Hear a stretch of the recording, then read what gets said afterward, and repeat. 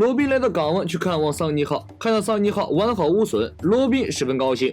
在船上整修的弗兰奇看到罗宾，跑过来热情地打招呼。2年不见的弗兰奇身材更加魁梧，最让人注目的是他的2个粗壮的手臂以及更有型的造型装扮。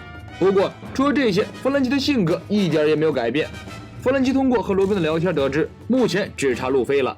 桑尼号的检修工作已经完成，镀膜工作也顺利的搞定，新武器布置到位，能源也填充完毕，只等着船长到达后下令起航了。罗宾向弗兰奇打听著名歌星布鲁克的事情，弗兰奇潇洒一笑，那家伙现在可是光芒万丈，搞不好他不会再做海贼了呢。此时此刻，被世人称作灵魂之王的布鲁克正在香波地群岛中心的场馆里进行演唱会演出，全场观众爆满，欢呼声此起彼伏，可见灵魂之王布鲁克在歌迷心中的地位。结束了第一场演出之后，布鲁克回到后台稍作休息。这时他接到了一个电话，有人告诉他，此时演出现场外面已经被海军包围了。布鲁克听完十分平静，看来是自己海贼的身份暴露了。不过即使有海军盯上了自己也要坚持把演唱会做完，外面还有这么多的粉丝歌迷在等着自己呢。布鲁克拿起电吉他返回表演的舞台，当他准备向歌迷们宣布自己即将退役的时候，后排突然响起枪声，海军们冲到演唱会现场，掏出一张通缉令，向在场所有人宣布，这个歌星其实是一个海贼，现在海军们就要行使正义，将他逮捕。布鲁克看了一眼后台，从经纪人的表情中，布鲁克就知道这是他们搞的事情。布鲁克是经纪人的摇钱树，现在要隐去做海贼，经纪人哪里肯放过他？一气之下，向海军举报了布鲁克的身份，引起海军的警觉。经纪人掏出手枪指向布鲁克，你敢断我财路，我就和你同归于尽。布鲁克没有理会经纪人，自顾站在台上，面对台下数以万计的观众，轻轻拨动琴弦，激动地向众人宣布，草帽路飞已经死了。这种说法荒谬至极，草帽路飞还活着呢，他迟早会成为统治这片海域的王者。全场的观众愣了几秒钟，之后又是一片沸腾，记者们蜂拥而出，联络各自的新闻报社，将这一世界级重大新闻向媒体报告。布鲁克滑动电吉他的琴弦，震撼的音乐直击灵魂，观众们深受感染，将布鲁克海贼的身份抛之脑后，跟着音乐尖叫欢呼起来，现场瞬间被点燃。海军们根本控制不住激动的人群，一首曲终之后，舞台一阵爆炸，几个漂亮的烟花在棚顶炸开。大家在天上一看，演唱会的棚顶被炸出一个缺口，灵魂之王布鲁克已经乘坐飞鱼逃走了。小巴跟着冒牌的索隆和山治找到他们的老大冒牌路飞。路飞一听本队的罗宾被人抓走了，想了想，告诉手下不用管他了，那也是他自己的命不好。现在去召集新加入的100名手下集合，让这些人去找出得罪自己的那3个人，一定要让他们知道得罪自己绝对没有好下场。冒牌草帽团的成员们应了一声，各自行动。乔巴一看有点傻了，以前路飞他们是最重视伙伴的，路飞曾经为了夺回罗宾，甚至闯入司法岛向世界政府宣战。现在的路飞是怎么了？2年不见，大家好像都变得特别冷血，根本不把伙伴的性命当回事儿，连罗宾被抓走这样的事情，路飞都毫不在意。乔巴十分伤心，扭头就走。既然大家都不愿意去救罗宾，那自己就一个人去吧。总之，绝对不能看着罗宾被人伤害，就算拼上性命，也要把罗宾救回来。乔巴伤心的在街上狂奔，正巧遇到了逛街购物的娜美和乌索普。乌索普上前和乔巴打招呼，2年不见，彼此间都变化了很多。乔巴看到2人虽然很高兴，但是马上神色严肃地说，现在还不是叙旧的时候，要赶快把罗宾救出来才行。经过乌索普和娜美耐心的说明，乔巴才恍然大悟，那群人居然是冒牌货，怪不得会有2个娜美出现。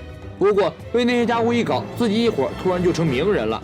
娜美无奈地说，这有什么好高兴的，顶多算得上是恶名昭彰，根本算不得名人吧。3人回到桑尼号与罗宾、弗兰奇会合，承载着男人的梦想与感动的新型机器人弗兰奇，炫酷的外形和各种隐藏式小技能，让乌索普和乔巴连连发出尖叫，乔巴激动的差点晕倒。最厉害的是，弗兰奇鼻子的开关可以自由变换不同的发型，而他巨大机械手臂，手掌心里还可以伸出小手进行精密的工作。索隆这边看了这些海贼团的船之后，回到船上，甚至怕他再走丢了，只好带着他向桑尼号赶去。但是索隆心里惦记着钓鱼，2人在路上争执起来。索隆叹了口气，嘲讽道：“你是第7个到达香波地群岛的人，还敢跟我这个第1号叫板？”山治看索隆嚣张的样子，气得暴跳如雷。2人针尖对麦芒，直接动手打了起来。正打得酣畅淋漓的时候，弗兰奇打来电话，告诉他们路飞已经登陆，大家将在42号岛集合。2人只好暂时放下个人恩怨，先去和伙伴会合。负责在香波地群岛监视的海军估计也是脸盲症，仔细对照了通缉令，还是将那群冒牌货当成了草帽海贼团。听说草帽海贼团将在46号岛集结，监视的海军立刻报告给了上级，海军调集大批人马向46号岛集合。此外还有战逃丸亲率的和平主义者军团参战，准备埋伏在那里将草帽团一举消灭。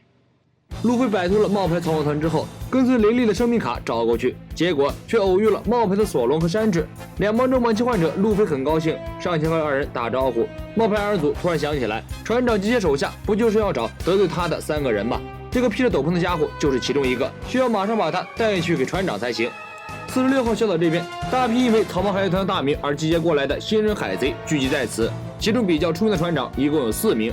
悬赏金9200万贝利的重伤埃尔比欧，悬赏金8800万贝利的里普萨比斯杜蒂，以及格列佛海贼团的船长兄弟，悬赏金2亿1000万贝利的施法卡里布和他的弟弟，悬赏金1亿9000万贝利的见血克里布。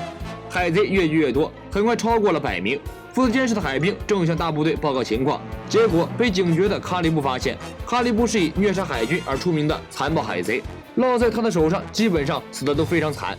海兵趁着卡里布不注意，偷偷摸向腰间的手枪，结果手枪被腰带缠住。卡里布没有给他第2次机会，用手中叉子一样的工具一下子刺进了海兵的胸口。广场上回荡着卡里布的尖笑声和海兵的惨叫声。卡里布随便扯了把椅子一坐，指挥自己的弟弟克里布挖坑把海兵活埋，海兵吓得魂飞魄散。这时冒牌路飞站了出来，厉声制止住卡里布的残暴行动。那种普通的海兵就由他去吧，现在当务之急当然是找到得罪自己的家伙。所有人都发觉这个路飞和通缉令上的不太一样，但是大家都没有怀疑这个路飞的真实身份。冒牌路飞站在高处给大家洗脑画饼，只要大家能够给自己当炮灰，为自己效力，以后自己当上海贼王肯定会好好重用大家。此言一出，全场沸腾欢呼起来。而真的路飞还一脸懵逼，完全没有搞清楚状况，乖乖跟着冒牌山治和索隆来到了海贼聚集地，来见他们的老大。冒牌路飞看到这个穿斗篷的家伙，顿时气不打一处来，向所有的成员宣布，这个就是冒犯我的那个家伙，我现在就要把他给就地正法，让所有人知道我的厉害。路飞依然满脑袋问号，更让他懵逼的是，海军很快出现，将所有的海贼包围起来，他们的目标就是将草帽路飞逮捕。路飞又懵又慌，自己伪装的这么好，怎么这么快就被海军发现了？冒牌的路飞慌的一批，不过有下面这些小弟给自己当枪使，自己也没什么可怕的，赶紧找机会溜走就是了。海军和海贼们很快打在一处，虽然绝大多数都是新人海贼，但是他们全是不怕死的亡命徒，其中还有像卡里布这样的能力者，所以海军很快就败下阵来。这时突然一阵爆炸，海军的战争武器和平主义者赶来支援。战逃丸率领2台和平主义者在海贼圈里大开杀戒。和平主义者不仅有很强的杀戮能力，而且还可以自动锁定目标。通过和平主义者的扫描，战逃丸100%确认草帽路飞就混在这些人中间。冒牌的草帽团看见情况有点不妙，想要偷偷溜走，结果被战逃丸堵个正着。周围的人跟着起哄，老大路飞马上就要发挥真正实力了。这个冒牌的路飞也是不开眼，在战逃丸面前上蹿下跳，连威胁带吹牛，想要糊弄过去。战逃丸暴跳如雷，一否都将他拍扁，大骂一声：“草帽路飞才不是你这种废物！”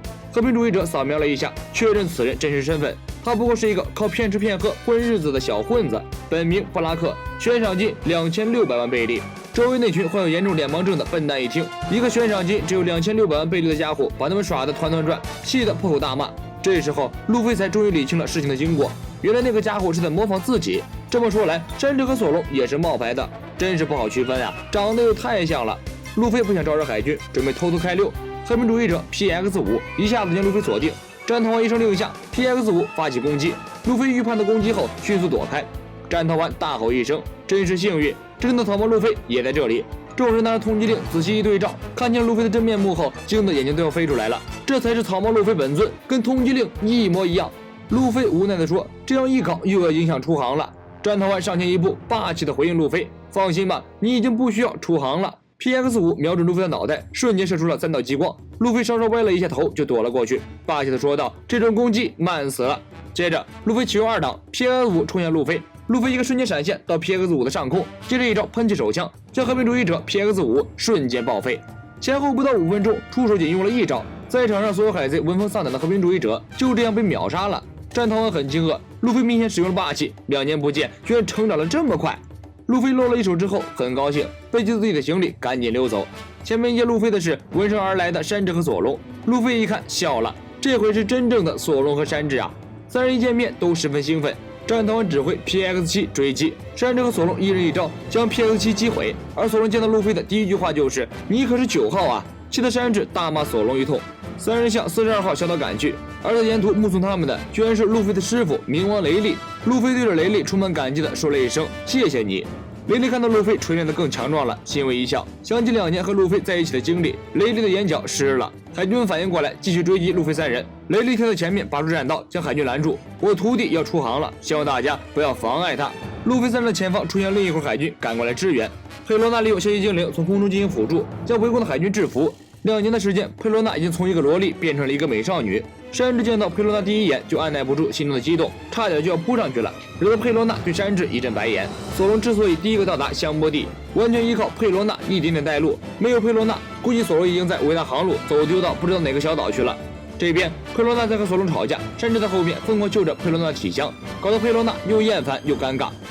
香波地群岛外面已经有军舰赶过来支援了。佩罗娜催促路飞等人赶紧离开，山治激动不已，上前就要拥抱佩罗娜。佩罗娜情急之下用消息精灵将山治打倒在地。